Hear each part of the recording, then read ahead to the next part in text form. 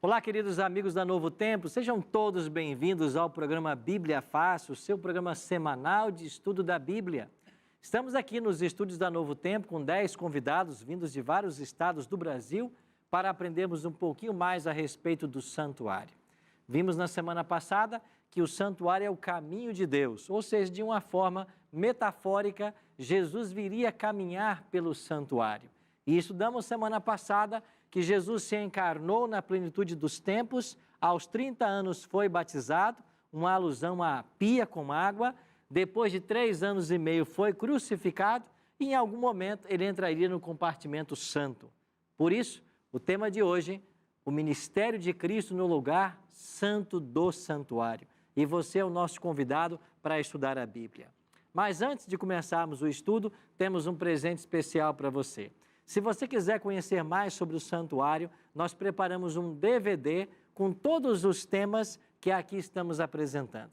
Esse DVD foi gravado lá em Israel, no Parque Nacional de Timna, onde tem um santuário montado com as mesmas dimensões do tabernáculo mosaico. E se você quiser esse DVD, que eu vou mostrar aqui agora para você, basta você entrar em contato e solicitar o seu. Você pode mandar agora um WhatsApp para nós, no número 12981001425. Se você preferir, você pode acessar agora nossa página na internet, novotempo.com/Bíblia Fácil.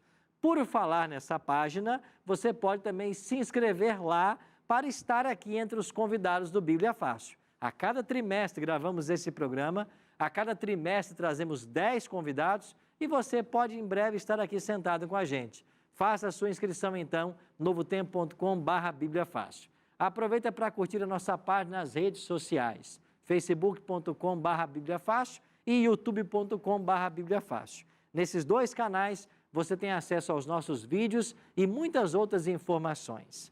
Agora, quero convidar você a tomar a sua Bíblia e a começar esse estudo. Você talvez nunca tenha estudado sobre o santuário. Mas saiba que o santuário era o centro do pensamento dos escritores da Bíblia. E você pode ver do Gênesis ao Apocalipse alusões ao santuário. Por isso, quero convidar você a tomar a sua Bíblia. Os amigos aqui no estúdio já estão, cada um com a sua Bíblia. E nós vamos começar agora, mais uma vez, o nosso estudo. Mas a gente tem um hábito muito saudável aqui. A gente não abre esse livro sem antes fazer uma oração. Se você puder, feche seus olhos, ore comigo. Pai querido, louvado e exaltado seja o teu santo nome. Nos reunimos mais uma vez para estudarmos a tua palavra. Que o teu bom e santo Espírito esteja conosco e nos faça compreender as verdades ensinadas nesse livro. Oramos em nome de Jesus. Amém. Vamos voltar nossa atenção mais uma vez para o santuário, o ministério de Cristo no lugar santo. Lembre-se, o santuário tinha 2 compartimentos, Santo e Santíssimo. O Santíssimo também era chamado Santo dos Santos. Vimos na semana passada o Salmo 77:13. Este salmo foi escrito por Asaf. Asaf, filho de Gerson. E esse Asaf escreveu: o teu caminho, ó Deus, está no santuário. Que Deus é tão grande como o nosso Deus? Se o caminho de Deus está no santuário, isso quer dizer que de uma forma metafórica, Cristo viria caminhar pelo santuário. João escreveu: o Verbo se fez carne e habitou entre nós. A palavra grega usada por João, eskenosen, significa armar sua tenda. Jesus veio e tabernaculou entre nós. Nós entendemos de que Jesus, ao se encarnar, ele veio morar entre nós. Em algum momento, ele entraria para o pátio. Semana passada, nós vimos que Jesus, aos 30 anos, se dirigiu ao Rio Jordão para ser batizado por João Batista. Assim como o sacerdote em Israel se lavava na pia com água para dar início ao seu ministério, e isso acontecia aos 30 anos, Jesus aguardou até os 30 anos para então ser batizado por João Batista e dar início ao seu ministério. Vimos na profecia de Daniel capítulo 9, estão lembrados? Daniel capítulo 9, de que este batismo ou ministério de Cristo duraria 3 anos e meio. E ele foi batizado com 30 anos e aos 33 ele foi crucificado. E o tempo do batismo até a morte, segundo a profecia de Daniel, foram exatos 3 anos e meio.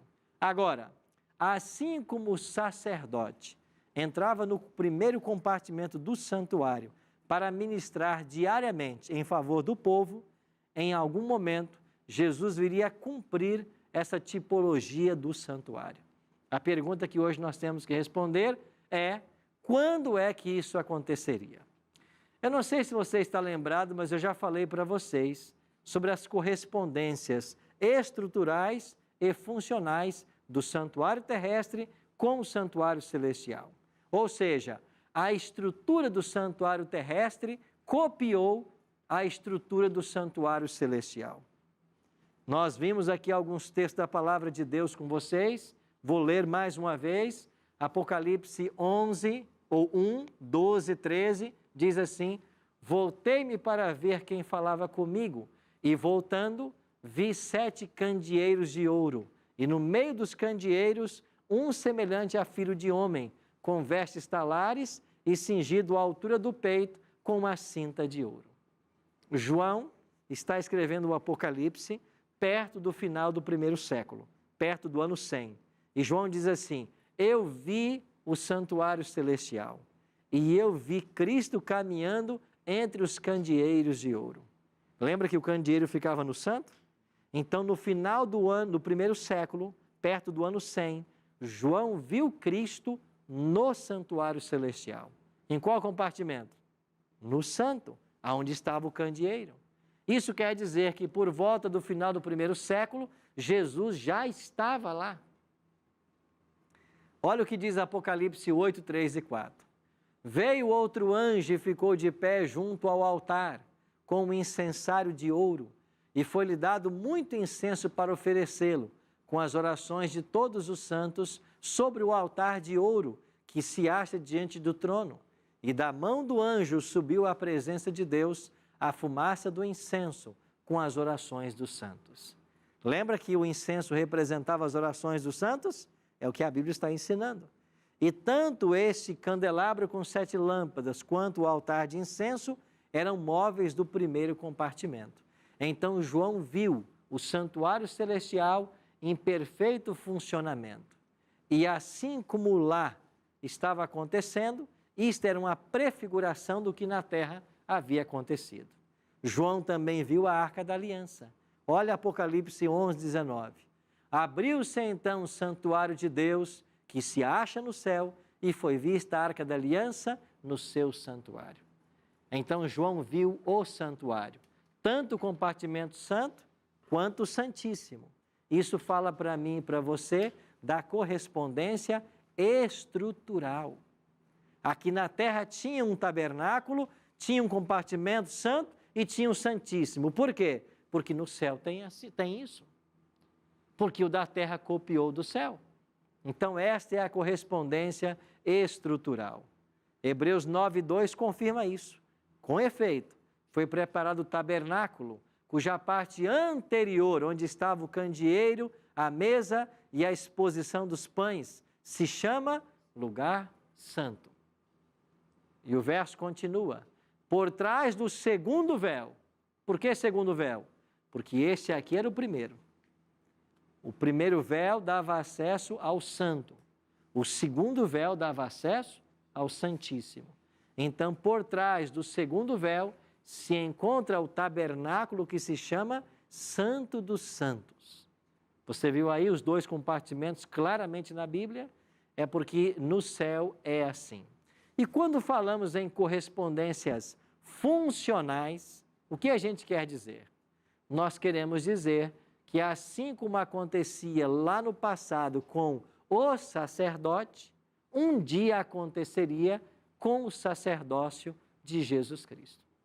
Então, lá no antigo Israel, quais eram as funções diárias do sacerdote? Primeiro, ofertar, ou a oferta de 2 cordeiros sobre o altar. Eu queria voltar a esse assunto. Lembra você que o sacerdote recebia os pecadores todo dia e os pecadores traziam sua oferta? Mas, independente de pecador trazer a oferta, o próprio santuário, com os seus recursos, tinha que prover 2 cordeirinhos por dia.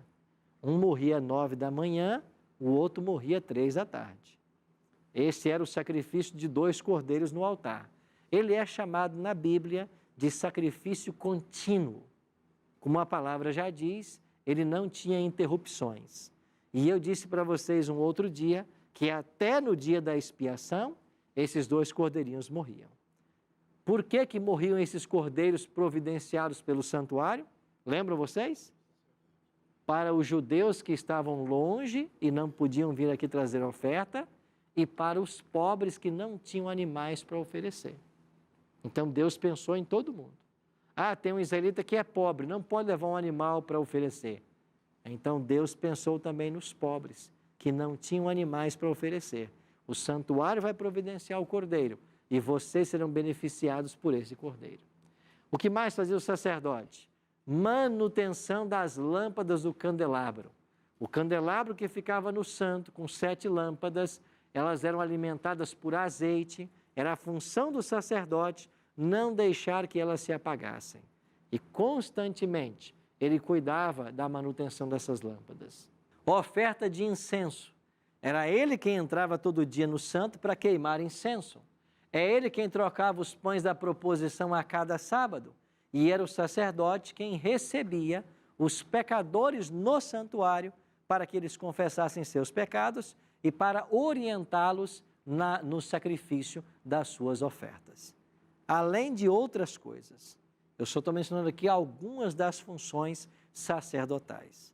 Agora, se há uma correspondência funcional entre o santuário terrestre e o celestial, isso quer dizer que em algum momento começaria um ministério sacerdotal no santuário pelo próprio Jesus Cristo.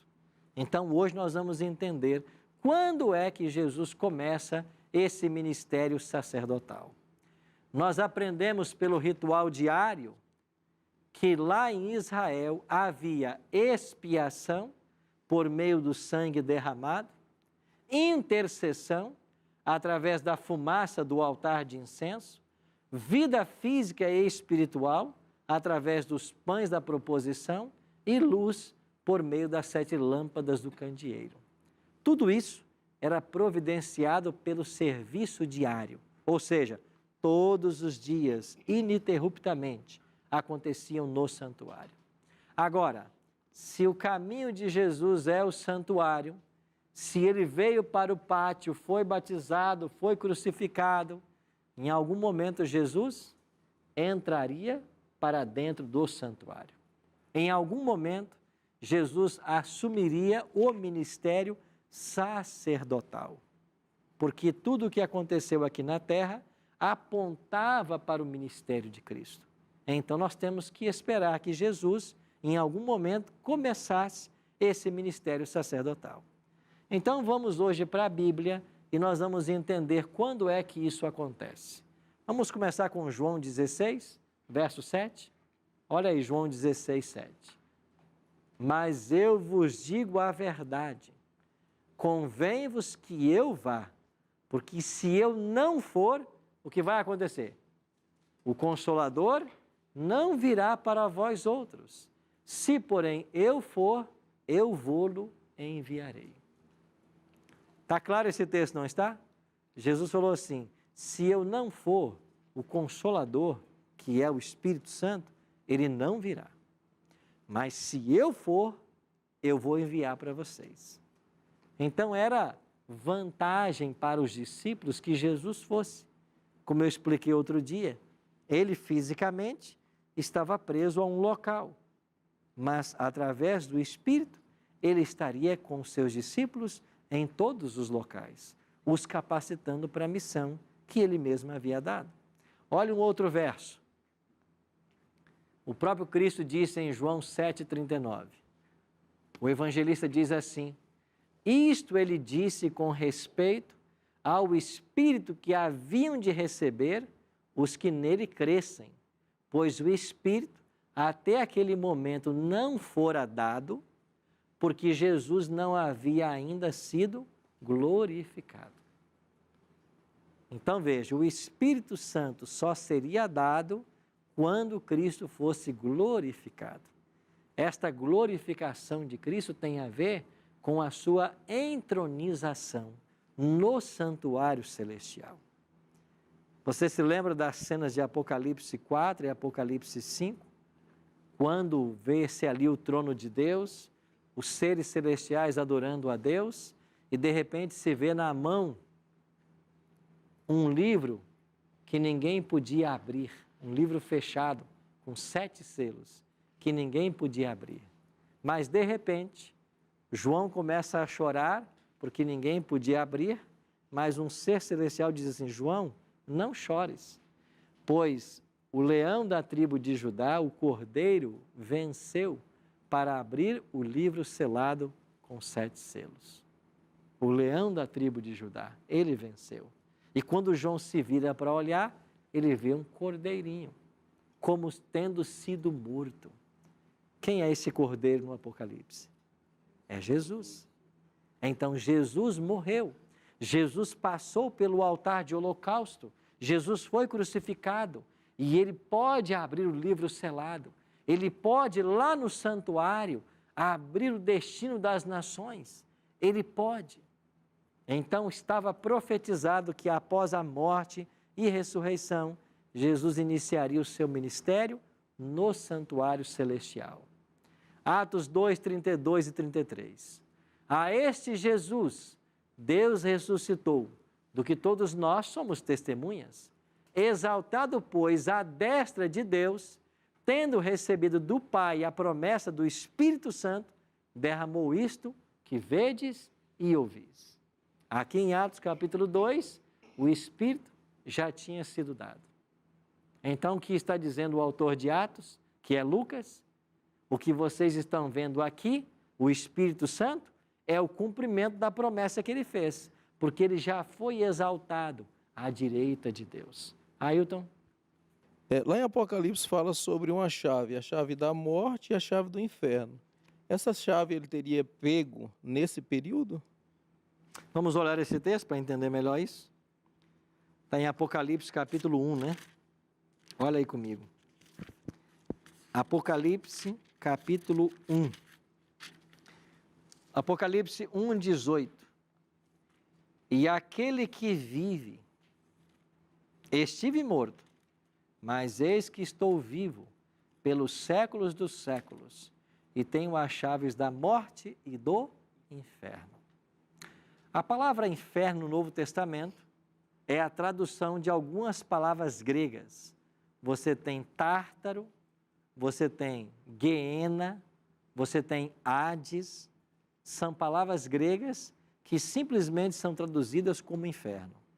Mas a melhor tradução desse texto não seria a palavra inferno, seria a palavra sepultura, porque essas palavras também significam sepultura. Então, Jesus está dizendo assim: e aquele que vive, eu estive morto, mas eis que eu estou vivo pelos séculos dos séculos, e tenho nas minhas mãos a chave da morte e da sepultura. Por que é que Jesus tem agora a chave da morte e da sepultura? Porque como ele venceu a morte, ele pode ressuscitar os mortos. Como ele venceu a morte, ele poderá dar vida a todos os salvos que estão mortos. Ele tem esse poder, porque ele venceu a morte. Outra dúvida, quando ele morreu na cruz, a terra se estremeceu e os túmulos se abriram. E os santos que estavam mortos ressuscitaram, é isso mesmo, né? Muitos santos que morriam, Que né? morreram, que estavam mortos, que haviam morrido. que haviam morrido, havia ressuscitado. Aham. Eles ressuscitaram e aonde estão agora? Certamente no céu. Porque diz, é Mateus 27, né, que diz isso. Eles ressuscitaram, apareceram a muitos na cidade santa, que é uma referência a Jerusalém, e eles foram lá testemunhar da ressurreição de Jesus. Ou seja, você está vendo que eu ressuscitei? Eu não estava morto, eu ressuscitei. Sabe por que eu ressuscitei? Porque ele ressuscitou. Essas pessoas não continuaram ali entre eles, porque nós não temos mais nenhum relato destes. Certamente, Jesus os levou para os céus. Ok? Viviane? Pastor, o senhor falou que o Espírito Santo, ele veio à Terra depois que Jesus foi glorificado, né? Então, podemos dizer que nós fomos beneficiados mais que o pessoal do Velho Testamento, porque a gente tem o Espírito Santo para nos ajudar, e naquela época eles tinham pontualmente só o Espírito Santo? Eu acho que a luz de Deus ela é crescente. E quanto mais luz nós temos, mais nós somos beneficiados. As pessoas que viveram antes de Cristo, e pela Bíblia nós julgamos que o mundo de Adão até Cristo tenha mais ou menos 4.000 anos, todas essas pessoas foram salvas por crerem num sacrifício vindouro. Elas morreram sem ver o Messias chegar. E elas criam na vinda do Messias. Mas nós cristãos, depois de Cristo, nós cremos nele. Mas Jesus é um fato histórico. Ele veio à Terra há 2.000 anos. Nós temos provas da existência dele, do ministério dele, da igreja que ele fundou. Eu pergunto, eu concordo com você, parece-nos que para nós é mais fácil olharmos para o passado, para um evento concreto e acreditar nisso, do que alguém que estava lá no passado e acreditar numa promessa que ainda seria cumprida, que o Messias viria para salvá-lo. Assim mesmo acontece com o Espírito Santo. Agora nós somos a geração que vive na dispensação do Espírito. O Espírito foi dado, ele está entre nós. Agora é claro que Deus tem uma só forma de salvar, que é através de Cristo. E lá no Antigo Testamento, o Evangelho era ilustrado através do santuário e de todas as festas. O que eles tinham de realidade para entender esse Evangelho era o santuário. Eram os animais que eles traziam, que eles sacrificavam, era o sangue sendo derramado, era o sacerdote, o sumo sacerdote. Agora, se por um lado nós temos o Espírito, por outro lado, você teve um povo que viu água saindo da rocha, maná cair do céu, o mar vermelho se abrir, as muralhas de Jericó caírem. Quem é que testemunhou mais milagres? Quem é que viu mais a ação de Deus? Então Deus ele não privilegia, pelo contrário, ele privilegia a todos, né? Então acho que todos somos privilegiados. Pastor, aquele texto que fala, aquele que subiu é o mesmo que desceu. Microfone bem pertinho da boca. Foi a prisão, pregou aos espíritos que estavam em prisão. Aonde ele desceu é o inferno, sepultura ou inferno, lugar de sofrimento. E o que ele pregou para aqueles espíritos? Na realidade, esse texto, ele está fazendo uma alusão não a Cristo, mas às pessoas que viveram por ocasião do dilúvio. Se você ler lá, você vai ver que o contexto é o dilúvio. E refere-se ali à atuação de Deus através de Noé, dando um testemunho para aquelas pessoas antediluvianas, para que elas se arrependessem, o que finalmente não aconteceu. Então, os espíritos mortos em prisão é uma alusão ao povo antediluviano que não havia aceitado o evangelho pregado por Noé, e por isso eles pereceram. Então, não é nesse momento que Jesus foi lá e disse, olha, o que Noé pregou, o que ele falou era a meu respeito. Eu morri e estou vivo. Mas pregou para quem? O texto fala que é para espíritos em prisão. Só que quem morre não tem consciência. Por isso eu não posso interpretar assim. A pessoa que morre, ela está inconsciente. Segundo Eclesiastes. Até a ressurreição. Então você não consegue pregar para quem já morreu. Você não adianta nem você orar para quem já morreu. Quem morreu está num estado de inconsciência, já salvo ou perdido. E não pode mudar esse status. Não existe na Bíblia nada orientando alguém que após a morte você pode ou ter contato com ela ou que o estado espiritual dela pode mudar de salvo para perdido ou de perdido para salvo. Então, só há chance de salvação enquanto há vida. Só para dar uma complementada, a subida do Senhor e a descida do Espírito Santo. O Senhor ele teve que subir porque ele tinha dois atributos só, a onisciência e a onipotência, ele não tinha onipresença. E ele precisou subir para que o Espírito Santo viesse com esses três atributos e convencesse o homem do pecado, da justiça e do juízo? Não. Jesus sempre foi Deus. E desde a eternidade ele é onisciente, onipresente e onipotente. Quando Jesus se encarna, ele não perde a sua onipresença, porque Deus não pode perder seus atributos. O que acontece é que Deus não fez uso. Então, é diferente você não fazer o uso de um atributo do que perder. Então, Jesus, Deus Filho, ao se encarnar, ele abriu mão, não usou o atributo ou os atributos divinos enquanto esteve na terra. Por isso que ele estava circunscrito a um local. Mas o Deus Filho nunca deixou de ser onipresente. E ele não voltou para o céu porque ele tinha necessidade de ter de volta esse atributo. Não, ele não usou esse atributo. Mas ele nunca perdeu. E ao voltar para os céus, ele continuou sendo Deus como sempre foi, agora com uma única diferença.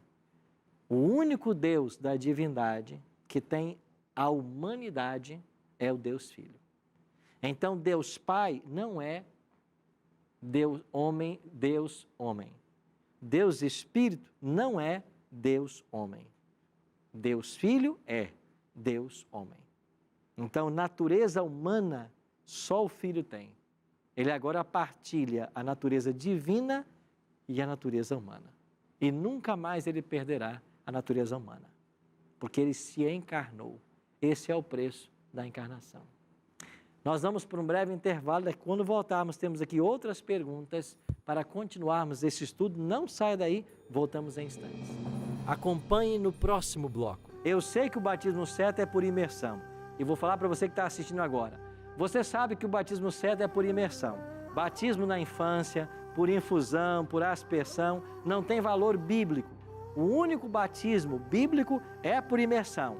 Você sabe de Marcos 16:16, onde Jesus declarou: quem crer e for batizado será salvo. Agora você sabe de tudo isso e não se batiza, não há esperança de salvação para você.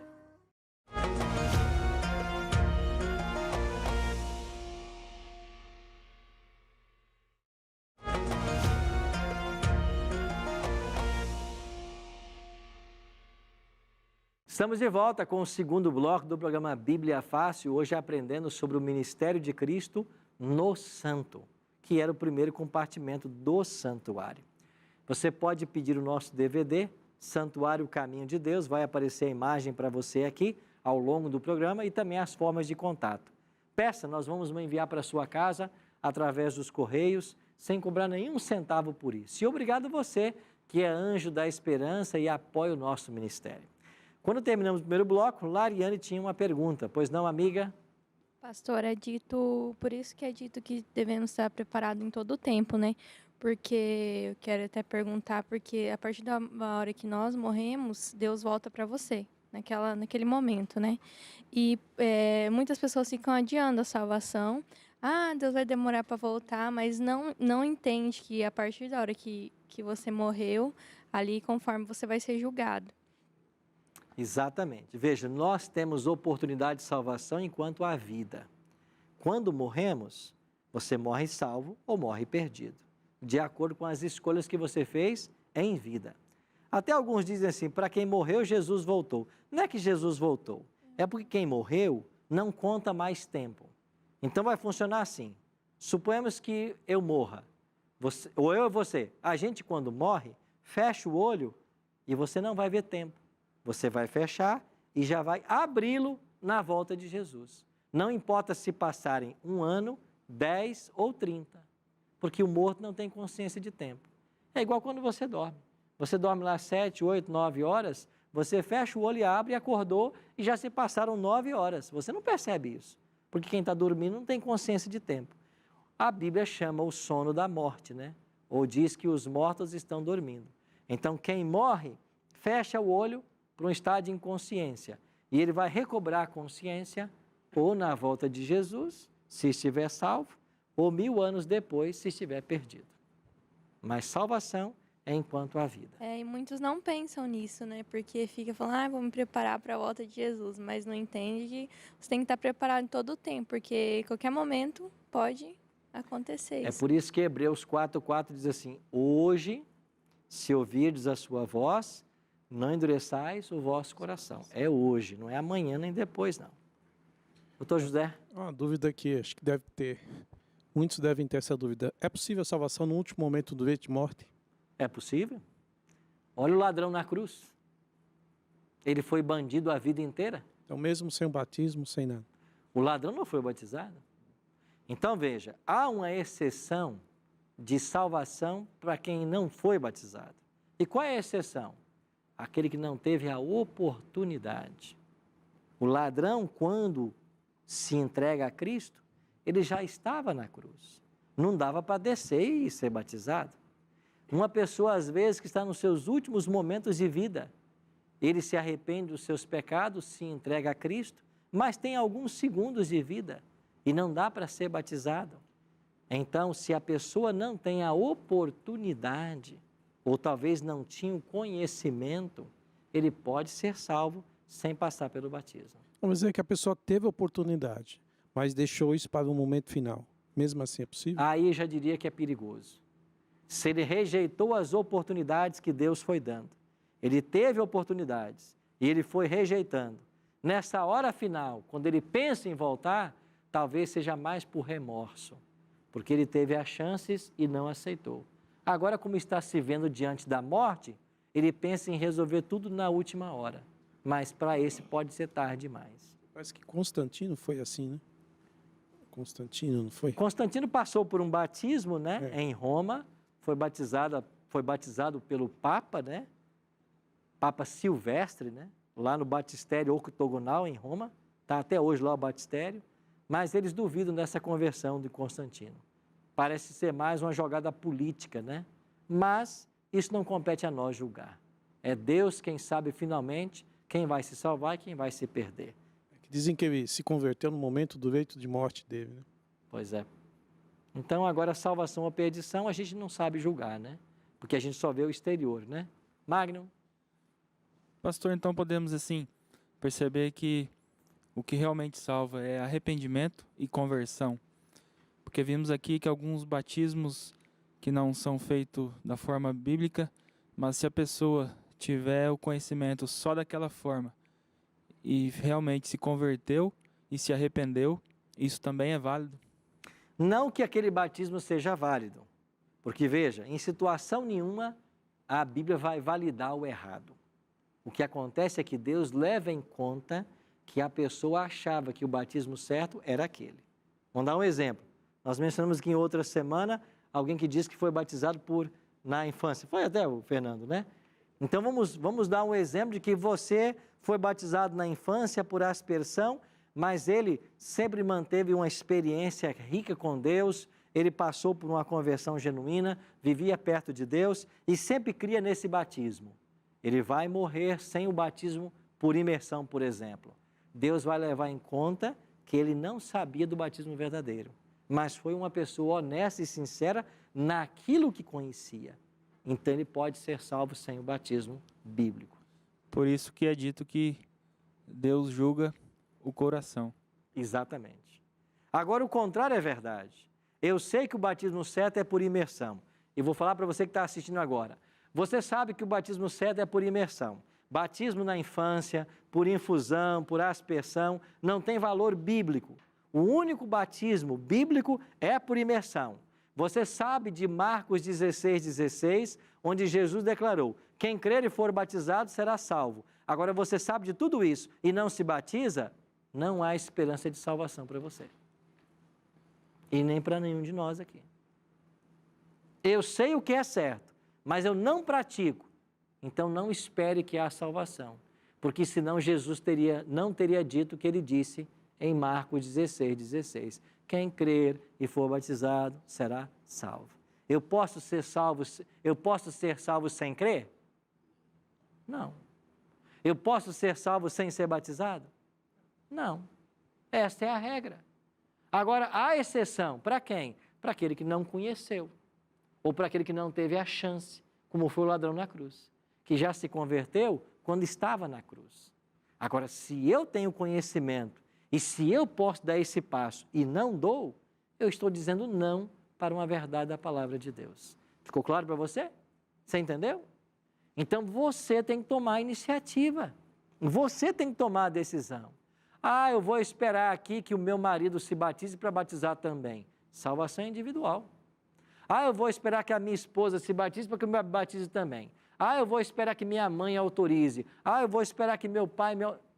Salvação é individual. Você quer ser salvo? Você tem que crer em Jesus, tem que ser batizado. Agora, quem é que tem que correr atrás disso? Quem é que tem que tomar decisões? Quem é que tem que fazer planos? É você que quer ser salvo. É eu que quero ser salvo. Sim? Pastor, eu lembrei aqui de um versículo, Lucas 23:42, falando sobre o ladrão na cruz, né? Ok. E acrescentou Jesus: lembra-te de mim quando vieres o teu reino. Jesus lhe respondeu: em verdade te digo que hoje estarás comigo no paraíso. A respeito do dormir, né? De quando o espírito vai para o Pai, volta para o Pai e nós voltamos para o pó. E esse versículo é contraditório, né? Tem um debate a respeito dele. E o que o senhor acha, né, a respeito disso? Bom, o que a palavra de Deus ensina sobre a questão da morte? A Bíblia ensina que quem morre vai para um estado de inconsciência. Primeiro ponto. Segundo, a Bíblia ensina que a recompensa não é dada na morte. Ela só é dada na volta de Jesus. É o que ensina Apocalipse 22:12. Eis que venho sem demora, e comigo está o galardão que tenho, para retribuir a cada um segundo as suas obras. Quando é que o galardão vai ser dado? Na volta de Jesus. O galardão não é dado na morte. Então, quando Jesus diz assim para o ladrão: em verdade te digo, hoje estarás comigo no paraíso, o que ele estava querendo dizer? Tudo muda a depender do local que você põe a vírgula. Acontece que no grego não tem vírgula. No grego está direto. Então, eu posso dizer, mudando a posição da vírgula: em verdade te digo, vírgula, hoje estarás comigo no paraíso. Aí a ideia é que Jesus levou ele no mesmo dia. Vamos mudar a vírgula. Em verdade te digo hoje, vírgula, vou te dizer uma verdade agora, você vai estar comigo no paraíso. Aonde colocamos a vírgula para ficar a interpretação correta? Tem que ser, em verdade te digo hoje, vírgula, você vai estar comigo no paraíso. Por quê? Porque se não foi assim, Jesus mentiu para o ladrão. Porque Jesus não foi para o paraíso na sexta. Quando é que Jesus foi aos céus? Domingo. Ele disse para a mulher lá no sepulcro: mulher, não me toques, porque ainda não fui ao Pai. Então, se ele disse para o ladrão que iria na sexta para o paraíso, ele mentiu para o ladrão, porque nem ele foi. Então, qual é o sentido? Eu vou te dizer uma verdade agora. Você vai estar comigo no paraíso. Quando? Quando ele voltar e buscar o ladrão. Certo? Em Eclesiastes 9:5 diz: porque os vivos sabem que hão de morrer, mas os mortos não sabem coisa nenhuma. Não tem jamais recompensa, mas a sua memória ficou entregue ao esquecimento. Mas uma outra respondendo. Microfone bem pertinho. Os novos convertidos perguntaram a Pedro, em Atos 2:37 em diante: ouvindo eles isto, compungiram-se em seu coração e perguntaram a Pedro e aos demais apóstolos: que faremos, irmãos? Disse-lhes Pedro: arrependei-vos e cada um de vós seja batizado em nome de Jesus Cristo para perdão dos pecados e recebereis o dom do Espírito Santo. Aí está. Então veja, o batismo é uma condição à salvação e o estado dos mortos é um estado de inconsciência. Então Jesus não prometeu para o ladrão que o levaria naquele dia, porque nem Jesus foi. Mas ele prometeu que um dia, quando ele voltar, o ladrão vai estar salvo, porque ele o aceitou como Salvador. Certo? Amigos, vamos avançar aqui? Jesus ressuscitou na festa das primícias. E 50 dias depois das festas das primícias, vinha o Pentecostes. Então, quanto tempo durou a caminhada de Jesus do altar de holocausto, depois que ele ressuscita, até a sua entrada no primeiro compartimento do santuário? 50 dias. Exatamente 50 dias. Por quê? Porque ele ressuscita e 50 dias depois ele está entrando no santuário. O que é que foi a manifestação do Pentecostes? O envio do Espírito Santo. É o cumprimento da promessa que Jesus tinha feito. E eu, quando for, enviarei o Espírito. E o Espírito só foi dado quando Jesus foi glorificado. Há um outro detalhe muito interessante. Quando os discípulos receberam o Espírito Santo, eles começaram a falar novas línguas. Línguas que antes eles não conheciam. Se você olhar para Atos capítulo 2, lá tem 14 nações que não falavam a língua dos discípulos, que era o grego e o aramaico. O livro de Atos capítulo 2 diz: partos, medos, elamitas, naturais da Capadócia, Ponto, Ásia, Frígia, Panfilha, eles não falavam o aramaico dos discípulos. E o que foi então que aconteceu no dia de Pentecostes? Eles receberam o Espírito Santo e começaram a falar na língua daqueles povos. Aí esses povos olharam com espanto e disseram: o que esses homens estão falando? Eles estão embriagados? Aí Pedro se levanta e diz assim: não, eles não estão embriagados. O que vocês estão testemunhando aqui foi aquilo que disse o profeta Joel, que nos últimos dias derramaria o seu espírito sobre toda a carne. Eles não estão bêbados, sendo esta a terceira hora do dia. E sabe qual é a terceira hora judaica? Que horas corresponde ao nosso relógio? 9 da manhã. Então Pedro diz assim: esses homens não estão bêbados, sendo esta 9 horas da manhã ainda. Você entendeu o que está acontecendo? Quando é que o Espírito Santo foi dado aos discípulos? Naquele domingo, às 9 da manhã, por volta das 9 da manhã. Agora, por que o Espírito foi dado nesse horário? É porque o sacerdote, quando começava o seu ministério lá no santuário, a primeira coisa que ele fazia era o sacrifício matutino, às 9 da manhã. O que é que está acontecendo no dia de Pentecostes? Jesus está entrando no santuário para iniciar o seu ministério sacerdotal por volta das 9 da manhã. E o Espírito Santo é dado como prova de que Jesus foi entronizado, está à destra de Deus, iniciando agora o seu ministério sacerdotal. Por isso, meus amigos, Hebreus 9:24 diz assim: porque Cristo não entrou em santuário feito por mãos, figura do verdadeiro, mas, porém, no mesmo céu, para comparecer agora por nós diante de Deus. Hebreus está declarando que Jesus entrou no santuário celestial para interceder por nós perante o Pai. E quem é que fazia a obra de intercessão? O sacerdote. O que tornou-se Cristo no dia de Pentecostes? O nosso sacerdote. É por isso que vem a palavra de Deus e João escreve assim: filhinhos meus, estas coisas vos escrevo para que não pequeis. Se todavia alguém pecar, nós temos o quê? Um advogado junto ao Pai. Quem é ele? Jesus Cristo, o justo. Eu e você temos um advogado junto ao Pai. Quem é ele? Jesus Cristo. E por que Ele pode ser o nosso advogado?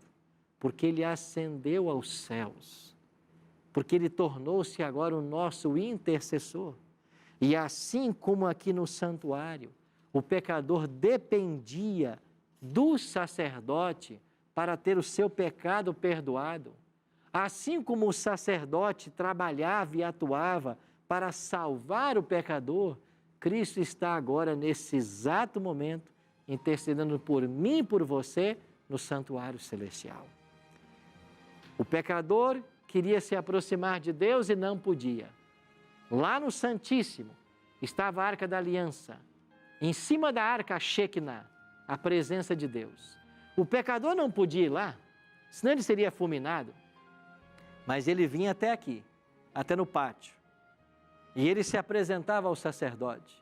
Ele sacrificava o animal. O sacerdote pegava o sangue desse animal e ia lá para o santo. E ele, diante da cortina que separava o santo do santíssimo, ele apresentava o sangue. O sacerdote chegava o mais próximo possível da Arca da Aliança. Ele não podia entrar no Santíssimo, lá só o sumo sacerdote, mas o sacerdote se aproximava do véu. Ele ia o mais próximo possível da Arca da Aliança. Para quê? Para representar o pecador. É isso que Cristo faz. Você não pode ir a Deus porque Ele é fogo consumidor para o pecador, mas através de Cristo nós vamos à presença do Pai, porque Ele é advogado. Você entende a beleza do santuário? Cristo hoje está desenvolvendo um ministério sacerdotal. Ele foi junto ao Pai. E toda vez que eu peco, eu tenho que ir novamente ao santuário. Não o terrestre mais, mas o santuário celestial. Toda vez que você confessa pecados, toda vez que você pede perdão, em nome de Cristo, você está indo pela fé ao santuário. É por isso que a palavra de Deus diz: acheguemo-nos com confiança junto ao trono da graça para acharmos misericórdia e socorro em ocasião oportuna. É um convite para mim e para você. Por isso, meus amigos, vamos hoje nos lançar aos braços de Cristo, pois só existe uma forma de sermos salvos: através do nosso advogado. Sem Ele, estamos condenados. Com Ele, estamos salvos, eternamente salvos. Cíntia Alves vai cantar mais uma música para nós agora. E enquanto ela cantar, eu queria que você pensasse: é Cristo teu advogado? Você já entregou sua vida a Ele? Você já confiou o seu caso a Ele? Você tem orado para que Ele pleiteie o seu caso junto ao Pai? Pensa nisso agora, enquanto você ouve essa canção.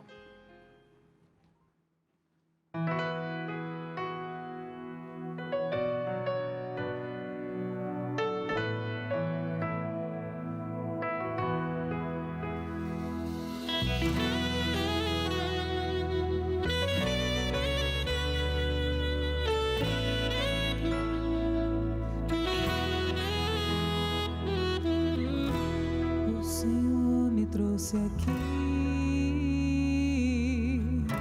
pra falar comigo o que queres de mim.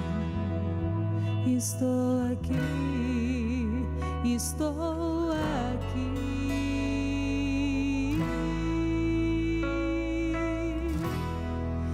Quero te ouvir, vem me dizer o que tu queres de mim. Consertar os caminhos onde eu possa vir a tropeçar. Me lava, me limpa, me purifica, me molda, me cura, me purifica. Me lava, me limpa,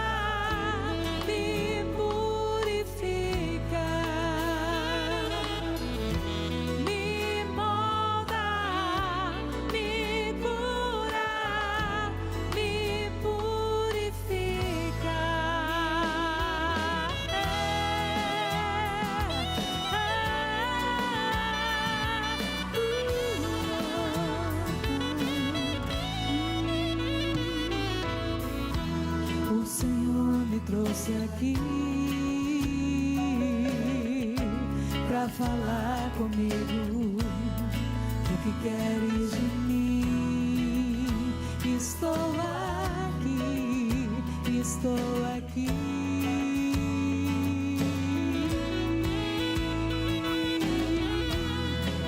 Eu quero te ouvir, vem me dizer o que tu queres de mim. Vem consertar os caminhos onde eu possa vir a tropeçar. Me lava, me limpa, me purifica, me molda, me cura, me purifica.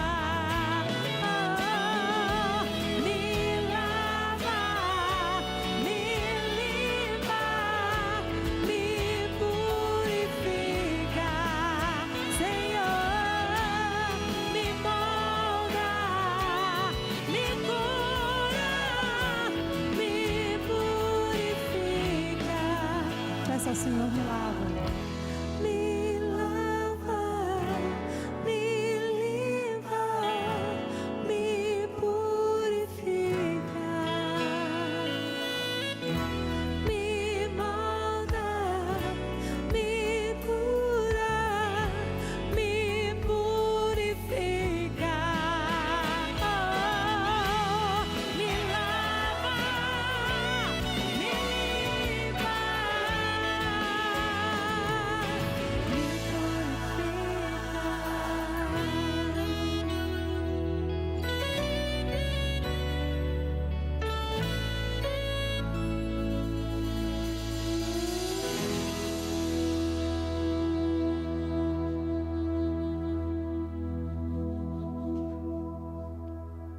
Obrigado, Cíntia. Esta é uma linda oração que eu e você devemos fazer. Me lava, me limpa, me purifica.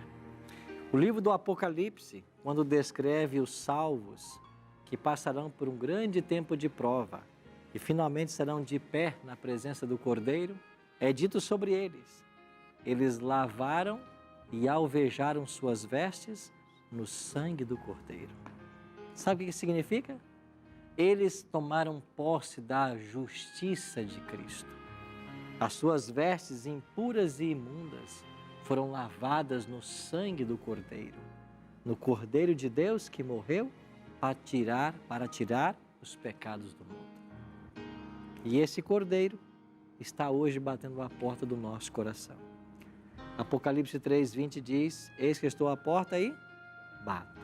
Se alguém ouvir a minha voz e abrir a porta, eu entrarei em sua casa, cearei com ele e ele comigo. Ou seja, Deus não força a entrada, mas Ele convida. E se nós abrirmos a porta do coração, Ele vai entrar e vai fazer morada. Eu e você precisamos abrir essa porta, porque se nós não permitirmos que Jesus entre, a nossa vida não poderá ser mudada, nem nós poderemos ser salvos.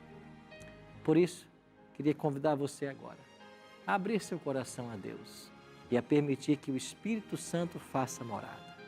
Que você faça de Cristo o teu advogado lá no santuário celestial e que Ele prepare a todos nós para a volta dEle. Vamos orar? Pai querido, muito obrigado, porque um dia Tu morresses na cruz para pagar o preço do nosso pecado. Obrigado porque ao terceiro dia o Senhor ressuscitou e foi assunto aos céus. E 50 dias após a ressurreição, o Senhor começou o ministério sacerdotal no santuário.